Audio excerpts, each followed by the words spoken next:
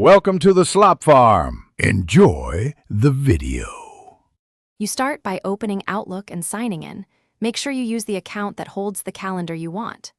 Once the app loads, click the calendar icon or press Ctrl+2 to switch views. You do this because the calendar controls only appear in that view.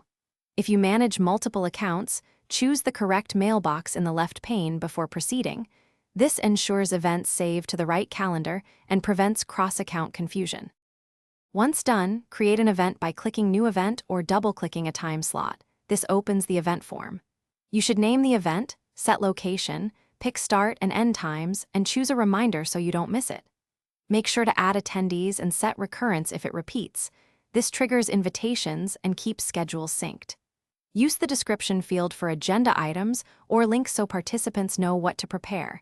This avoids follow-up emails later. To finish, send invites for meetings or save the event for private entries.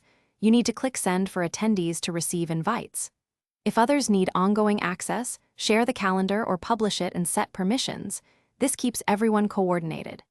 Finally, check that the calendar syncs across devices. If entries don't appear, make sure you're online, confirm account credentials, and verify sync is enabled in settings. If problems persist, restart Outlook and recheck account connections. Thanks for watching.